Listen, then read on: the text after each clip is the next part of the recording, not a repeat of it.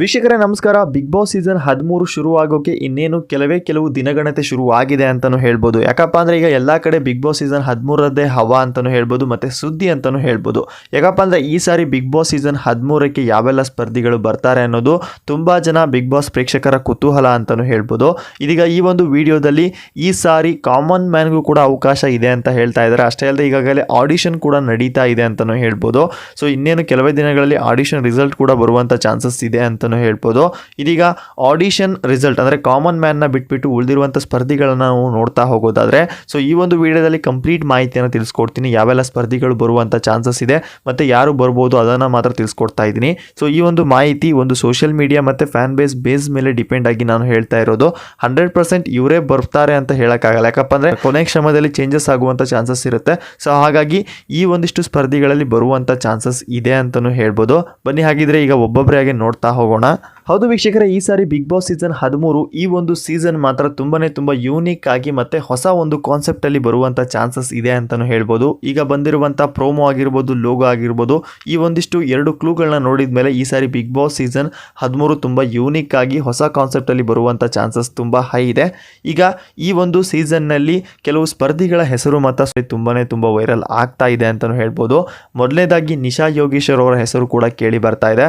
ಹೌದು, ಈ ಸಾರಿ ಇವರು ಕೂಡ ಈ ಸಾರಿ ಬಿಗ್ ಬಾಸ್ ಅಲ್ಲಿ ಕಾಣಿಸ್ಕೊಳ್ಳುವಂತ ಚಾನ್ಸಸ್ ಇದೆ ಅಂತಾನು ಹೇಳ್ತಾ ಇದ್ದಾರೆ.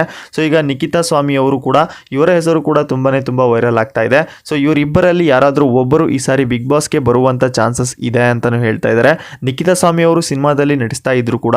ಸೊ ಈಗ ನಿಶಾ ಯೋಗೇಶ್ ಅವರು ಕೂಡ ವಿವಾಹ ಮಾಡಿಕೊಂಡು ಸೊ ತುಂಬಾ ಸುದ್ದಿಯಲ್ಲಿ ಇದ್ದಾರೆ ಅಂತಾನು ಕೂಡ ಹೇಳ್ಬೋದು. ಸೊ ಹಾಗಾಗಿ ಈಗ ನಿಶಾ ಯೋಗೇಶ್ ಅವರು ಮತ್ತೆ ನಿಖಿತಾ ಸ್ವಾಮಿ ಇವರಿಬ್ಬರ ಹೆಸರು ಕೂಡ ತುಂಬಾ ವೈರಲ್ ಆಗ್ತಾ ಇದೆ. ಯಾಕಪ್ಪ ಅಂದ್ರೆ ಈ ಸಾರಿ ಬಿಗ್ ಬಾಸ್ ಸೀಸನ್ 13ರ ಮನೆಯಲ್ಲಿ ಕಾಣಿಸ್ಕೊಳ್ಳುವಂತ ಚಾನ್ಸಸ್ ಇದೆ ಅಂತ ಹೇಳ್ತಾ ಇದ್ದಾರೆ. ಸೊ ನಿಮ್ಮ ಪ್ರಕಾರ ಈ ಸ್ಪರ್ಧಿಗಳು ಬರಬೇಕಾ ಬೇಡವಾ, ನಿಮ್ಮ ಅನಿಸಿಕೆನ ಕಾಮೆಂಟ್ ಮುಖಾಂತರ ತಿಳಿಸಿ. ಇನ್ನು ನೆಕ್ಸ್ಟ್ ಸ್ಪರ್ಧಿ ಹೆಸರು ನೋಡೋದಾದ್ರೆ ನಿಮಗೆಲ್ಲ ಗೊತ್ತಿರ್ಬೋದು, ಪ್ರತಿ ಸೀಸನಲ್ಲೂ ಕೂಡ ಕಾಮಿಡಿ ಕೆಟಗರಿಯಿಂದ ಒಬ್ಬ ಸ್ಪರ್ಧೆನ ಆಯ್ಕೆ ಮಾಡ್ತಾರೆ. ನಿಮಗೆಲ್ಲ ಗೊತ್ತಿರ್ಬೋದು, ಪ್ರತಿ ಸಾರಿನೂ ಕೂಡ ಒಬ್ಬೊಬ್ಬ ಸೀಸನ್ನಲ್ಲಿ ಒಬ್ಬೊಬ್ಬ ಯೂನಿಕ್ ಆಗಿರುವಂಥ ಕಾಮಿಡಿ ಮ್ಯಾನ್ ಕೂಡ ಬಂದೇ ಬರ್ತಾರೆ. ಈ ಸಾರಿ ಕೂಡ ಕೆಲವು ಕಾಮಿಡಿ ಮ್ಯಾನ್ಸ್ಗಳ ಹೆಸರು ಕೂಡ ತುಂಬಾ ಕೇಳಿ ಬರ್ತಾ ಇದೆ. ಸೊ ಇವರು ಟಿವಿ ರಿಯಾಲಿಟಿ ಶೋಗಳಲ್ಲಿ ಕಾಣಿಸ್ಕೊಂಡಿರೋಂಥ ವ್ಯಕ್ತಿ ಅಂತಲೇ ಹೇಳ್ಬೋದು. ಕಾಮಿಡಿ ಕಿಲಾಡಿಗಳಾಗಿರ್ಬೋದು, ಮಜಾ ಭಾರತ್ ಆಗಿರ್ಬೋದು, ಇನ್ನಿತರ ಕಾಮಿಡಿ ಶೋಗಳಲ್ಲಿ ಕಾಣಿಸ್ಕೊಂಡು ತುಂಬಾ ಹೆಸರು ಮಾಡಿದವರು ಅಂತಲೇ ಹೇಳ್ಬೋದು.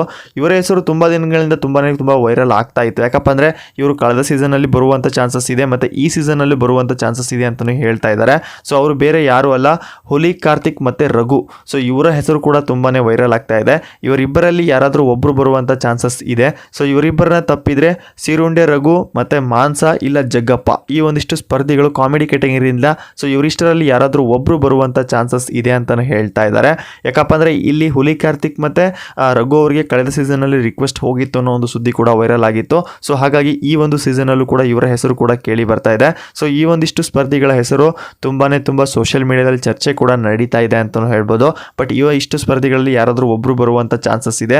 ಇದು ಕೂಡ ಒಂದು ಫ್ಯಾನ್ ಬೇಸ್ ಮತ್ತೆ ಸೋಷಿಯಲ್ ಮೀಡಿಯಾ ಬೇಸಿಕ್ ಮೇಲೆ ನಾವು ಹೇಳ್ತಾ ಇರೋದು. ಸೊ ನಿಮ್ಮ ಪ್ರಕಾರ ಹುಲಿ ಕಾರ್ತಿಕ್ ಅವರು ಬರಬೇಕಾ, ಅಥವಾ ಸಿರುಂಡೆ ರಘು ಅವರು ಬರಬೇಕಾ, ಇಲ್ಲ ಮಾನ್ಸ ಬರಬೇಕಾ, ಅಥವಾ ಜಗ್ಗಪ್ಪ ಬರಬೇಕಾ? ಸೊ ಈ ಒಂದಿಷ್ಟು ಕಾಮಿಡಿ ಕಂಟೆಂಟ್ ಕಿಲಾಡಿಗಳಲ್ಲಿ ಸೊ ನಿಮ್ಮ ಪ್ರಕಾರ ಯಾರು ಬಂದರೆ ತುಂಬ ಚೆನ್ನಾಗಿರುತ್ತೆ, ನಿಮ್ಮ ಅನಿಸಿಕೆನ ಕಾಮೆಂಟ್ ಮುಖಾಂತರ ತಿಳಿಸಿ.